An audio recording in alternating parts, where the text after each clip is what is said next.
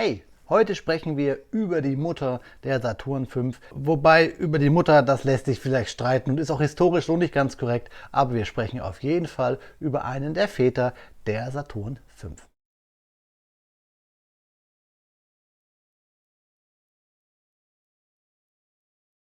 Willkommen in der Noppenplötzchenscheune.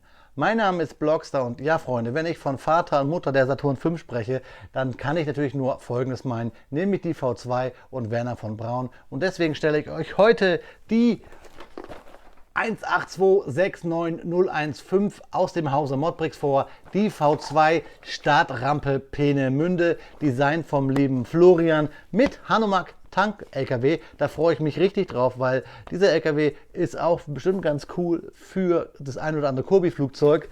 Die Szenerie wahrscheinlich nicht ganz korrekt, aber wer weiß das noch schon, bevor da draußen nämlich wieder jemand schimpft, dass das hier historisch nicht alles akkurat ist. Das ist halt ja, einfach so wie es ist. Ich bin ganz gespannt auf das Set, denn ich freue mich wirklich jetzt hier quasi als Pendant, als Entwicklung. Es gibt ja mittlerweile viele Raketen da draußen. Hier auch ein paar chinesische Hersteller haben die Soyuz und Co., die Langer Marsch, alles im Programm. Und es gibt einige Raketenliebhaber da draußen, wirklich. Und deswegen finde ich es ruhig legitim, dass man hier quasi die erste ballistische Rakete, die die Stratosphäre, also den Weltall, also da oben, ne, das Ding da, wo also die Scheibe quasi verlassen hat, dass man die auch baut. Und deswegen freue ich mich hier wirklich drauf. Hier 2 in 1, die Rakete und auf den Hanomag. Jetzt habe ich viel zu viel gelabert, denn eigentlich wollen wir ja nur sehen, was in den Karton ist. Deswegen kommt mit mir jetzt hier auf den Bautisch.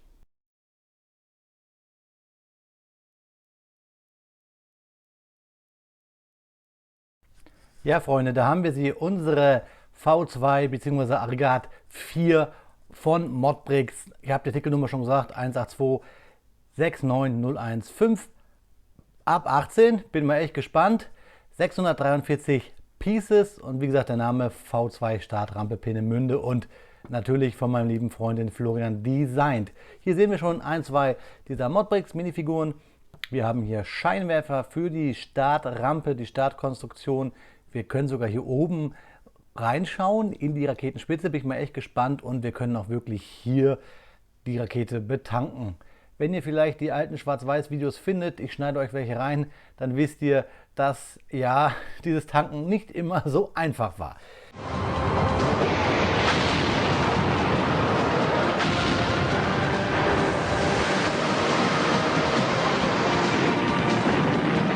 Schauen wir uns mal die Rückseite an und da sehen wir auch von der anderen Seite den Turm, den man auch hier sogar hochklettern kann. Wir haben hier noch einige Kompressoren und sowas.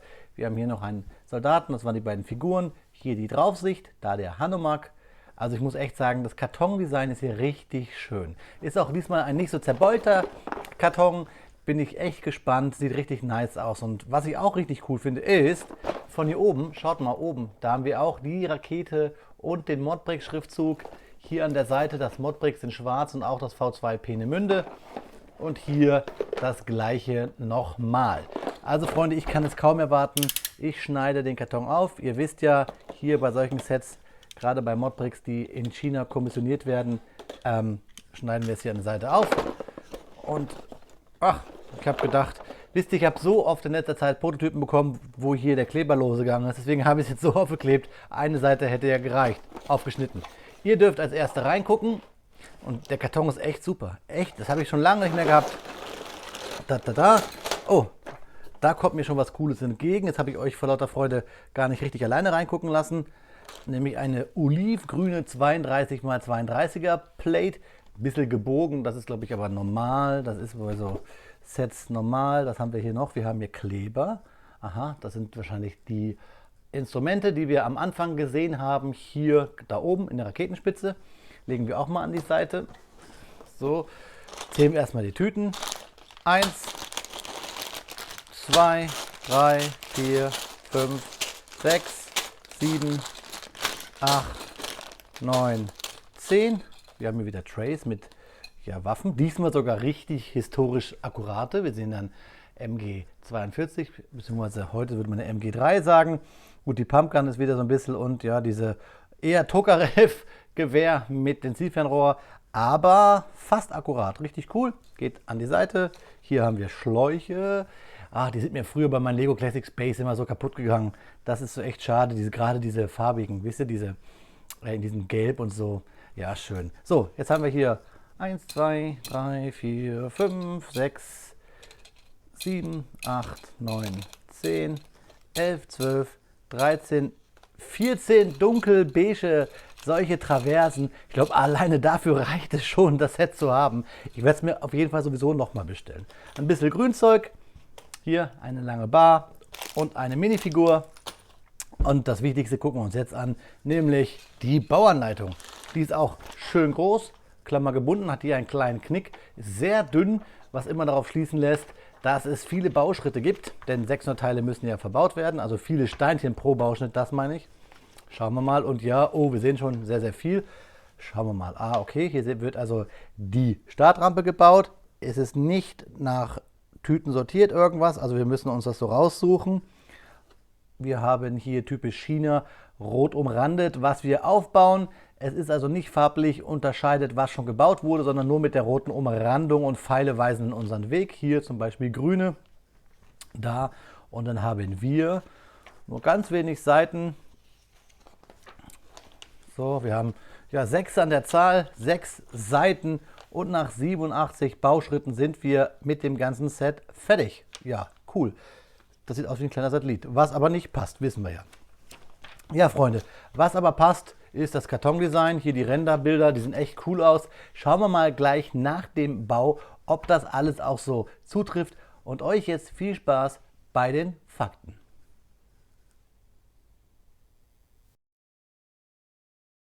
Speedbildzeit ist Faktenzeit.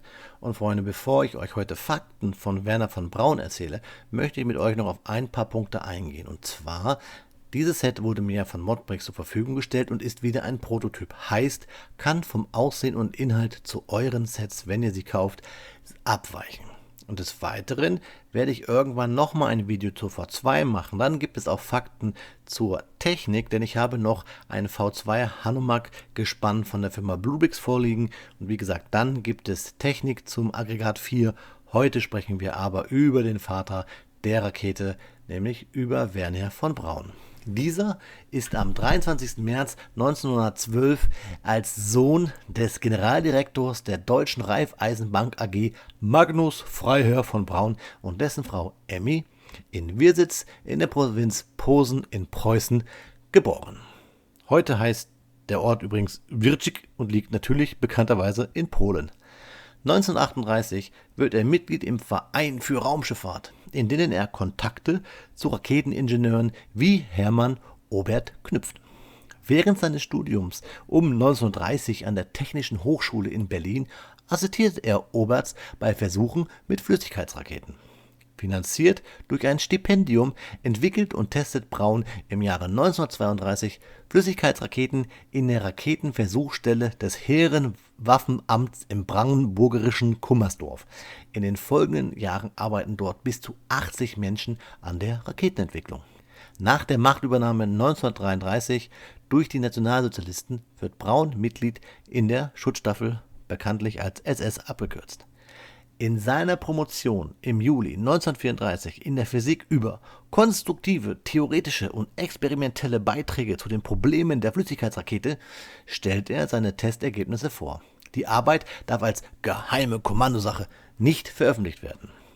Seine A1 und A2 Raketenmodelle, Max und Moritz genannt, erreichen im Dezember 1934 eine Höhe von 2200 Metern. Nach dem erfolgreichen Start einer A3-Rakete im April 1937 wird von Braun Leiter der neu gegründeten Heeresversuchsanstalt in Peenemünde auf Usedom. Die Entwicklung von militärischen nutzbaren Raketen wird der Luftwaffe unter Hermann Göring unterstellt. In den nächsten Jahren arbeiten dort bis zu 20.000 Menschen an der Entwicklung von Trägerraketen. Wernher von Braun tritt 1937 in die NSDAP ein. Adolf Hitler informiert sich im März 1939 in der Heeresversuchsanstalt Kummersdorf über den Stand der Raketentechnik. 1943 wird Braun SS-Sturmanführer. Die von ihnen entwickelte A4-Rakete erreicht als erste Langstreckenrakete der Welt die 4-fache Schallgeschwindigkeit. Im Führerhauptquartier Wolfschanze bei Rastenburg in Ostpreußen erklärte von Braun am 7. Juli 1943 Adolf Hitler den neuesten Entwicklungsstand der A4-Rakete, die später als V2 Vergeltungswaffe 2 massenhaft produziert wird. Dazu werden ab Ende August im selben Jahr in den Außenlagern Mittelbau-Dora des Konzentrationslagers Buchenwald Zwangsarbeiter für den Bau der Raketenteile eingesetzt. Ab dem 7. September 1944 werden mit 12.000 V2-Raketen die Niederlande, Belgien, Frankreich und London bombardiert. Unterdessen konstruieren Braun und seine Mitarbeiter schon die Modelle A9 und A10, die Ziele in den USA erreichen sollten. Übrigens wurde schon beim Bau vom Peenemünde an solchen Startrampen für solche großen Raketen gebaut. Sie waren eigentlich schon fertig, die Raketen fehlten noch. Er erhält übrigens von Hitler das Ritterkreuz zum Kriegsverdienstkreuz mit Schwertern auch im Jahr 1944. Mit 500 Mitarbeitern verlässt von Braun im April 1945 Peenemünde, um sich in Süddeutschland der amerikanischen Armee zu stellen. Diese lässt unter anderem die verbliebenen V2-Raketen, Raketenteile und Pläne aus Peenemünde holen und in die USA transportieren. Braun und weitere 126 Mitarbeiter siedeln im Juli des gleichen Jahres nach Kriegsende in die USA über und sind zuerst im Fort Bliss in Texas stationiert. Dieses Unternehmen nannte man Unternehmen Paperclip. Sie geben ihre raketentechnischen Kenntnisse an das amerikanische Militär weiter und testen einige der aus Deutschland mitgebrachten V2-Raketen in White Sands, New Mexico. 1947 heiratet er im März Maria von Kuistrop, mit der er 3 Kinder hat. 1950 wechselt von Braun zum Redstone Arsenal in Huntsville, Alabama, wo er in den folgenden Jahren die Jupiter-Trägerraketen entwickelt. 1952 erscheint das Buch Das Mars-Projekt und weitere seiner Werke, mit denen er zum bekanntesten Vertreter der Weltraumforschung wird. Die erste amerikanische Trägerrakete Redstone wird 1953 in Cape Canaveral, Florida getestet. Werner von Braun wird im Jahre 1955 amerikanischer Staatsbürger. Der erste US-Satellit Explorer 1 wird mit einer von Braun entwickelten Jupiter-C Rocket im Januar 1958 im Umlauf gebracht. Übrigens auch erst nachdem amerikanische Wissenschaftler gescheitert sind, denn die Amerikaner haben nicht zuerst den Deutschen getraut und haben versucht, eigene Raketen herzustellen, und man ist dann erst auf von Braun und seine Menschen wieder gekommen, auf seine Leute, nachdem der Sputnik-Schock da war. Mit der Gründung 1960 der National Aeronautics and Space Administration, kennen wir alle als NASA, wird Braun Direktor des Marshall Space Flight Centers in Huntsville. Er konstruiert erfolgreich die Rakete des Saturn-Programms. Mit der Mission Apollo 11, wie wir alle wissen, 1969 landen die ersten Menschen auf dem Mond. Bei der hier eingesetzten Trägerrakete handelt es sich um die von Braun konstruierte Saturn V. 1970 wird er stellvertretender Direktor der NASA-Planungsabteilung in Washington, D.C. Da der Kongress die Mittel für die Weltraumfahrt drastisch kürzt, verlässt von Braun im Juni 1972 die NASA und wird Vizepräsident des Luft- und Raumfahrtkonzerns Fairchild Industries Inc. Incorporated in Germantown, Maryland. 1975 wird er Gründer des National Space Institute, das als private Organisation für Raumfahrt werben soll. Am 16. Juni 1977 stirbt Werner von Braun an einer Krebserkrankung in Alexandria, Virginia.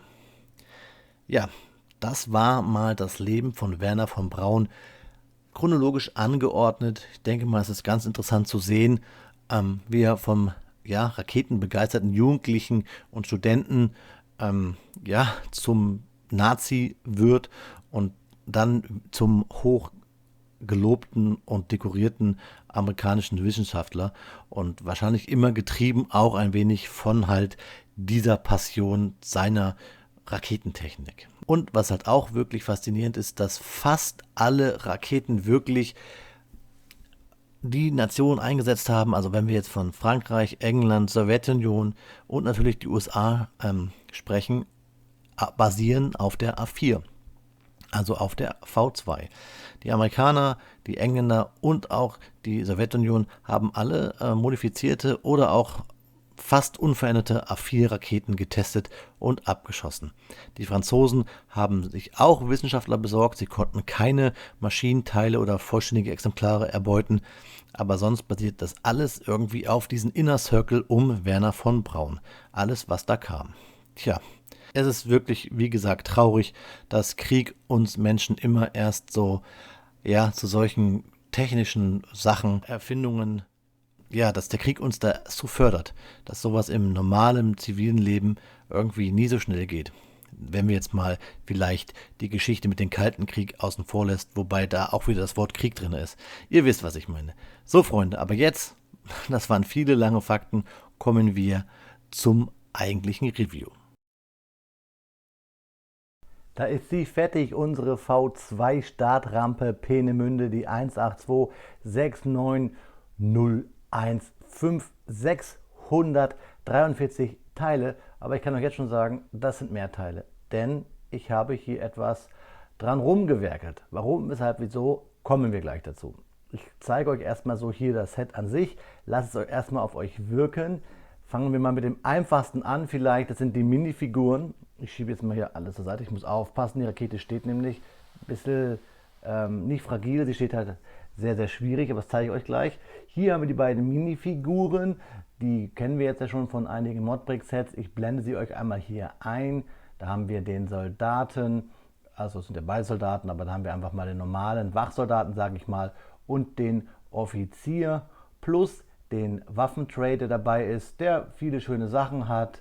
Gasmaske, Handgranate, sogar eine Luger, bzw. 2 Luger und sogar ein MG. Das finde ich richtig gut. Steine haben wir auch über, zeige ich euch jetzt hier, eine ganze Handvoll plus sogar eine Hand. Nicht viel, aber finde ich ist okay. Fangen wir jetzt mal an, Freunde. Ich weiß gar nicht wo. Fangen wir vielleicht, heben wir uns die Rakete bis zum Schluss auf. Ich finde, das ist das vielleicht, da kommen wir zum Schluss drauf. Fangen wir mal an mit dem LKW. Den Tanklaster, den hat Florian wieder sehr gut designt. Man weiß ja, dass Florian einfach für Autos ein super Faible hat und das kann er par excellence. Deswegen sieht dieser Wagen auch schon wieder ganz cool aus. Aber ich musste ihn umbauen, einfach aus dem Grunde, weil auf dem Foto der Anleitung und vom Karton sind diese Räder drauf. Ihr seht die vielleicht, das sind diese, die ich auch drauf gemacht habe, nur hier habe ich es halt in Grau. Und dabei lagen diese hier, also kleine, dünne, und das sieht an dem Fahrzeug nicht aus. Das Fahrzeug liegt total auf dem Boden und deswegen habe ich halt hier diese Räder vorne und hinten ausgebaut und gegen diese bekannten von Lego ausgetauscht. Ich sehe sogar gerade, ich habe einen Fehler gemacht. Hier seht ihr es, mit diesem Achselement habe ich es aufgebaut. Ich habe hier die Felge verkehrt herum. So, und dann ganz einfach hier unten drunter. Und hier hinten habe ich es auch verkehrt gemacht. Da habe ich es aber mit Technikstein gemacht, weil ich da kein Achselement mehr gefunden habe. Und hier drehen wir auch noch mal kurz die Felge um. Zack. Gefällt mir so besser. Könnt ihr natürlich halten wie Dachdecker. Das ist jedem selber überlassen. Ich fand nur, auf den Fotos habe ich mich darauf gefreut, auf diese Reifen-Felgen-Kombination. Und dann habe ich es auch so umgebaut. Mit diesen hier wirkt es einfach nicht. Ich meine, ihr könnt es euch ja vielleicht vorstellen. Es ist kleiner, das gefällt mir nicht. Dann habe ich noch hier vorne eine Kette. Gerade, ich habe nach diesen Reifen gesucht in meiner Grabbelkiste, habe ich die Kette gefunden hier, die habe ich nach vorne dran gemacht. Hier vorne sind ja nur diese Brick Modifieds an den Seiten, da habe ich dann hier noch einen Hebel drauf gemacht und das gleiche hier habe ich noch eine bedruckte kleine 1x1er Teil drauf gemacht. Ebenso hier unten einen Hebel und hier drinne zeige ich euch das Fahrzeug nochmal. Ja, ist ja die normale, das ist normal, dieser eine Aufkleber hinten für, wo der Schlauch dran kommt. Sonst ist das Fahrzeug ziemlich original. Was mir an dem Fahrzeug nicht so gut gefällt, ist diese Farbkombination. Auch auf der Anleitung ist eigentlich das und das hier, also die Türen und die Fensterscheibe, die Windschutzscheibe, eigentlich auch in diesen Olivton und nicht in diesen Grünton. Das fällt jetzt beim Militärfahrzeug jetzt nicht weiter schlimm oder schwer ins Gewicht, aber auf dem Bild, wie gesagt, ist es eine Farbe, das ist ein bisschen schade. Und auch schade ist, dass wir hier oben von diesen halbrunden Teilen, diesen auch so dann wieder ein ganz helles Grün haben. Das ist irgendwie, ja, wir haben hier sehr verschiedene, viele Grüntone.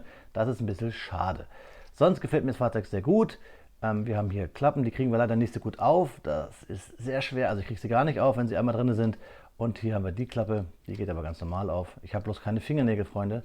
So, da haben wir auch eine Klappe ganz normal. Also ich habe das Fahrzeug leider etwas modifiziert, deswegen kann ich es euch halt nicht so im Original zeigen. Was ich euch aber zeigen kann, ist, dass der Maßstab ein bisschen passt. Also wenn wir jetzt mal hier ausgehen von den Kobi-Fahrzeugen, wie jetzt hier mit dem Opel Blitz, passt das schon ein bisschen. Also da passt das rein. Jetzt kann man nicht sagen, so oh, viel zu klein. Natürlich vielleicht im Verhältnis zur Rakete oder zu den besagten Kobi-Flugzeugen am Anfang ist das Fahrzeug vielleicht doch zu klein, aber mir gefällt es und zu Lego City oder sowas oder zu Indiana Jones oder sowas würde das auf jeden Fall auch passen. Also ich zeige euch das Fahrzeug nochmal von vorne. Hier unten haben wir wieder die Aufkleber vom, ja, das soll das Nummernschild sein. Die Kette denkt ihr euch weg, das ist meine, genau wie die Räder. Hier von der Seite, hier von hinten nochmal, von droben. Man kann eindeutig erkennen, es ist ein Tanklaster und von unten, ich habe hier halt, das ist alles meine Anbauten.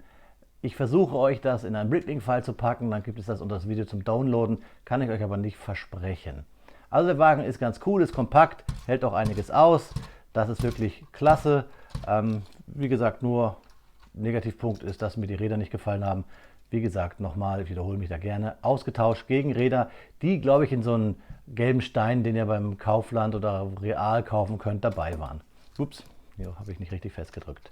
Ja, also das ist der LKW, der Hanomag, der gefällt mir. Hanomag als Niedersachse gefällt mir sowieso, kann ich nichts gegen sagen. So, geht aber jetzt erst an die Seite, denn kommen wir zum eigentlichen Star, nämlich die Raketenabschussrampe. Genau, die wollt ihr doch alle als erstes sehen, deswegen zeige ich euch die Raketenabschussrampe.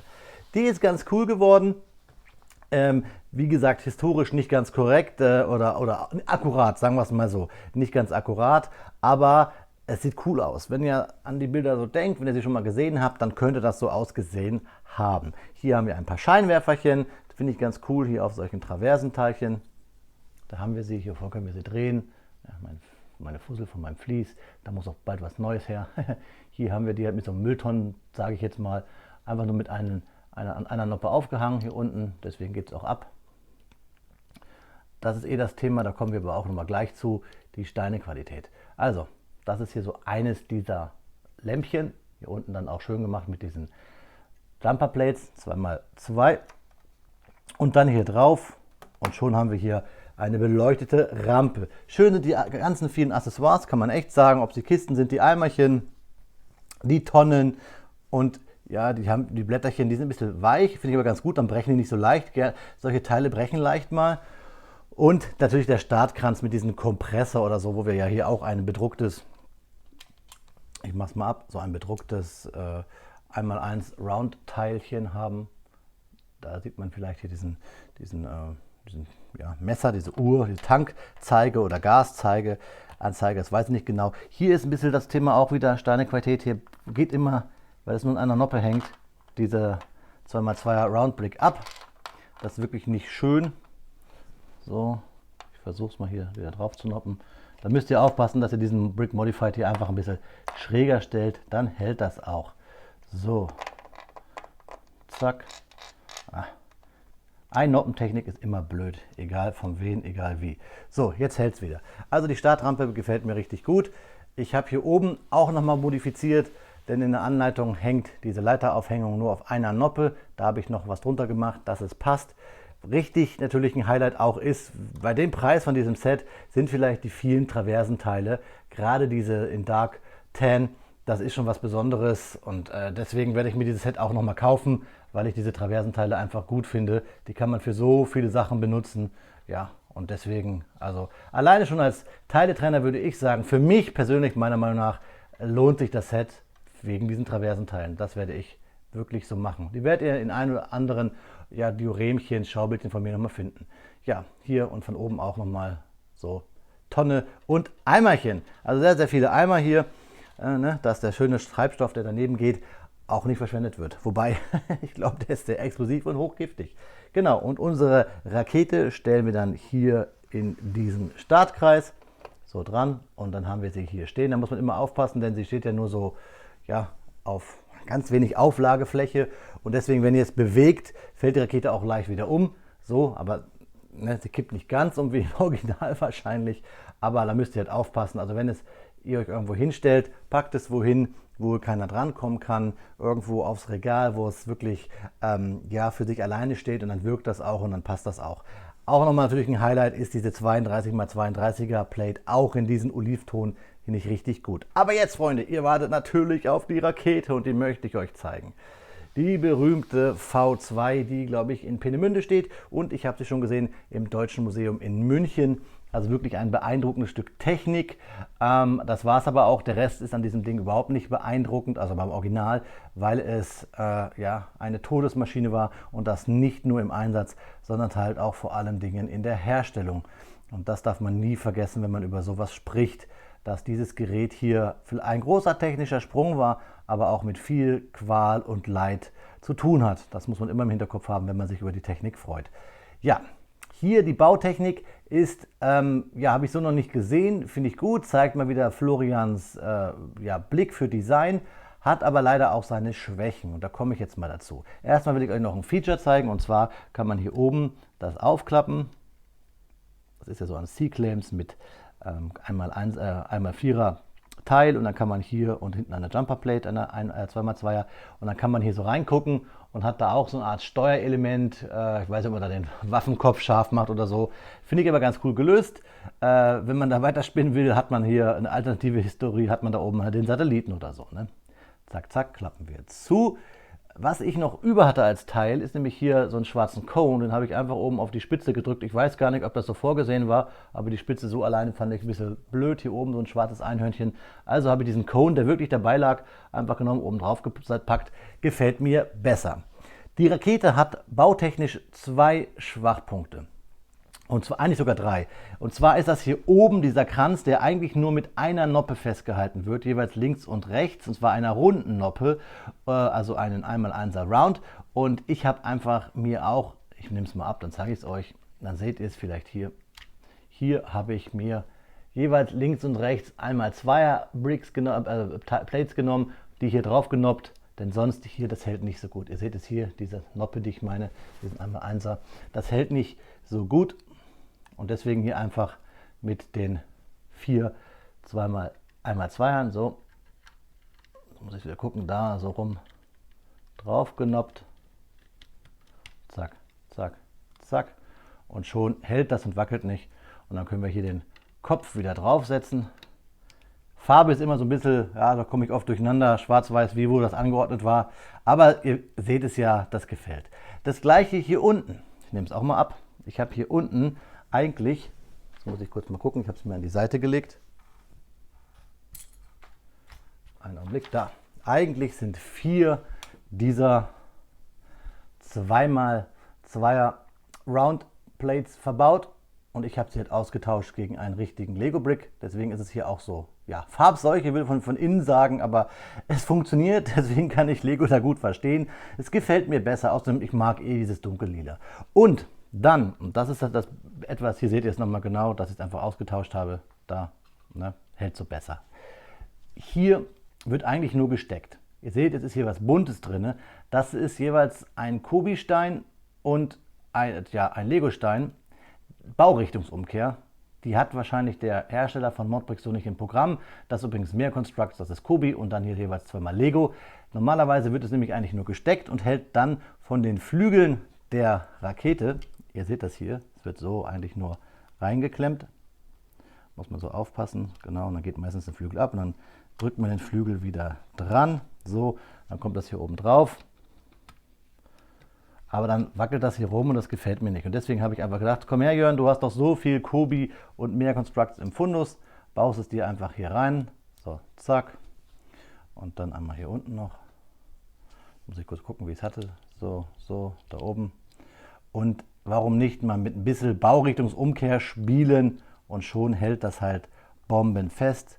So, zack, das hier drauf. Und wir haben eine schöne, stabile Rakete, mit der man sogar spielen könnte. Aber ich finde das ein bisschen merkwürdig, mit einer V2 zu spielen. Jetzt zeige ich sie euch nochmal ganz genau. Also das ist hier von oben die V2 mit dem Cone, den ich draufgesetzt habe. Von der Seite hier, man kennt diese schönen halbrunden Paneele. Sie hat wirklich ein schönes Profil. Es ist halt das Verrückte, dass solche Systeme halt auch irgendwie immer in einen irgendwie, finde ich auf jeden Fall bei mir als Technikmensch, so, der solche Technik interessant findet, auch ein bisschen was Ästhetisches weckt. Ich denke an diese Rakete auch immer, an meine Lieblingsrakete, das ist die rot-weiße Rakete von Tim und Struppi, die wieder wahrscheinlich auch genau an diese Rakete angelehnt ist. Und wenn man halt Fan von Science Fiction ist, dann kommt man um das Ding hier nicht rum. Trotzdem, wie gesagt, möchte ich nochmal betonen, dass das hier wirklich nichts Tolles ist im Original. Es ist eine Vernichtungswaffe gewesen und wie gesagt auch in der Herstellung. Ja, von unten noch natürlich möchte ich euch auch die Antriebseinheit zeigen. Die ist ganz, ja, okay gelöst. Das ist halt, ja, nichts Besonderes, aber was soll man da jetzt auch wie bei der Saturn von Lego da noch irgendwie was, keine Ahnung, finde ich so okay. Also die Rakete gefällt mir. Ich habe sie etwas stabilisiert. Vielleicht habt ihr auch ein bisschen Kobi rumfliegen. Ich denke mal, die Käuferschaft von so einem Set ist auch eine, die Kobi baut irgendwie oder sich halt für sowas interessiert und dann passt das. Und wie gesagt, hier ein bisschen aufpassen, wenn ihr die Rakete aufsetzt. Sie liegt halt hier nur mit einer Kante auf. Ich halte es mal schräg, dann kann man es halt, ich muss dazu diese Dinge abmachen, sonst breche ich sie ab. Da, da, da. Die kann man übrigens auch echt abnehmen so und dann macht man halt irgendwas anderes. Spielt man halt seinen, keine Ahnung, Käfig voller Helden. So, dann zeige ich euch das mal im Schräg, damit ihr seht, so, da liegt es halt nur unten so auf der Kante auf, deswegen müsst ihr da aufpassen. Oder ihr baut hier oben noch einen Schlauch drum, sind ja eh welche dabei hier für den Tank-LKW, deswegen wäre das noch so eine Möglichkeit. Also ich muss sagen, das Set hat viel Licht, hat aber auch ein bisschen Schatten, das ist wie gesagt die Steinequalität, weswegen ich da ein paar ausgetauscht habe. Andere Steine sind wieder sehr gut. Das ist halt Licht und Schatten, ähnlich wie die Lackierung hier der Rakete, kann man von Schwarz und Weiß hier ausgehen. Aber ich finde mit 35 Euro 640, 43 Steinchen, wie gesagt, gefühlt, also nicht wie gesagt, aber gefühlt sind das eh beim Bauen gewesen. Ihr habt es gesehen, das ist auch noch vielleicht so ein Manko, die Anleitung, so viele Bauschritte gewesen, dass ich ja, gefühlt hatte, ich habe irgendwie 2000 Steinchen als Set oder so. Also das sind 600 Steinchen, 650 Steinchen, die sich mehr anfühlen und genau. Ich überlege gerade, ob ich es euch hier zeige mit der einen Noppe. Das ist hier der Bauschritt 53 oben am Turm, da müsst ihr aufpassen, da hängt das hier, da unternoppen. Wenn ihr mit der Rakete sonst nichts verändern wollt, aber da würde ich es unternoppen, weil sonst fällt euch immer die Leiter runter, was ein bisschen schade ist. Ja, Freunde, also ein schönes Set mit anderen Steinen an der einen oder anderen Stelle, wahrscheinlich ein richtig tolles Set. Aber für uns, sage ich mal, die sich da ein bisschen interessieren für so Technik, ist es okay, weil das geht ja eh ins Regal. Ich mache damit jetzt, spiele damit nicht rum. Ich habe meine V2, vielleicht drapiere ich sie sogar gegen, oder nicht gegen, sondern neben der Saturn 5 und dann hat man so ein bisschen Evolution und die ein oder andere Rakete wird ja sicherlich noch kommen. Es wäre immer schön, wenn irgendein Hersteller mal eine Ariane rausbringt oder die Energia der Sowjetunion, das wäre mal was. Also vielleicht habt ihr auch Spaß, so wie ich, noch ein bisschen was dran rum zu basteln. Ne? Also ich bin auch hier, denke ich noch, dass ich da vielleicht noch was machen werde oder so. Diesen Tanklaster finde ich halt wirklich, wirklich cool, muss ich echt sagen, was LKWs und Autos angeht. Da ist der Florian wirklich, ja, oberste Liga, das gefällt mir. Was natürlich nicht heißen soll, dass die Rakete nicht gut ist oder die Startrampe, aber bei die Autos und Florian sind immer Zucker. Ich denke da gerne zurück an die Moviecars. Viele von euch finden die vielleicht nicht so gut, aber mir gefällt da wirklich der Lotus. Und ich habe von Florian ja auch noch so ein paar Autos mal bekommen, die zeige ich euch irgendwann mal. Die sind auch richtig, richtig Zucker. Ja, wie gesagt, hier unten die Räder kann man noch austauschen. Da gibt es andere Systeme, ne, ja, welche ihr nehmen wollt. Ich habe es jetzt so gelöst, weil ich es griffbereit hatte. Und da bleibt euch quasi ja die Fantasie. Das ist das Schöne an Klemmbaustein. Die Fantasie ist da halt offen. Wie die Rakete in den Himmel steigt, so könnt ihr eure Gedanken spielen lassen. Und es gibt halt Sets, die sind fertig, die sind gut so. Und es gibt halt Sets, wo man noch ein bisschen was optimieren kann. So wie an diesen hier. So, aber das war's jetzt. War langes Review. Schauen wir uns gleich noch einmal zum Abschluss in die Augen, meine Freunde. Ja, Freunde, da ist das Video auch leider schon zu Ende. Für mich ja immer ein bisschen traurig, weil A, ist das Set immer fertig und B, ist halt dieser ganze Videoprozess schon fast zu Ende. Aber, Freunde, hier auf dem Kanal gibt es ja genug Videos. Ich mache ja fast täglich eins, wenn man die Shorts da mitrechnet. Wie zum Beispiel auch hier eins von Modbricks zur Bunkeranlage. Das Video findet ihr oben im i. Ich fand, das passt ganz gut hier zur Peenemünde-Geschichte. Also, wenn ihr mit diesem Video fertig seid, schaut doch einfach ein anderes. Ich habe hier sogar ein Gewinnspiel gerade laufen, findet ihr auch oben auf dem i, wenn ihr von Asterix, von der Playtiff-Serie was gewinnen wollt. Also es gibt genug auf diesem Kanal, glaube ich, für euch zu entdecken. Entdecken ist ja auch das richtige Stichwort. Wir hatten hier Licht und Schatten, es gab halt Schwächen zu entdecken, es gab Stärken zu entdecken und das Design ist auf jeden Fall hier die Stärke. Deswegen gefällt mir dieses Set wirklich gut. Und ja, auch ganz wichtig, das Set ist ab 18, also nichts für Kinder und nichts zum Spielen. Von daher denke ich mal, sind wir da auch auf der sicheren Seite. Ja, wie gesagt, es hat mir wieder Spaß gemacht, das Video zu machen. Schreibt mir bitte wie immer eure Meinungen zum Set, eure Denkweisen, eure Ansichten unten in die Kommentare. Freut mich immer, die zu lesen und beantworte die auch immer. Macht mir einfach Spaß, mit euch zu quatschen. Wir sind da halt eine Community und auch gelebt. Und deswegen bitte schreibt mir, was ihr denkt, unten rein und ja, kommen wir ins Gespräch. Oder ihr kommt auf dem Telegram-Channel, findet ihr in der Kanalbeschreibung rechts oben in der Ecke. Oder auf dem Discord oder. Es gibt so viele Möglichkeiten, wie wir mittlerweile in Kontakt treten können. Das macht richtig Spaß. Auch mein Antrieb, ähnlich wie hier bei der Raketenantrieb, warum ich überhaupt diese Videos mache. Und in diesem Sinne, Freunde, Friede, Freude, Eierkuchen. Bleibt gesund. Ich hab euch lieb. Ihr habt mich lieb, das weiß ich. Auf Wiederbauen. Euer Freund, der Blockstar.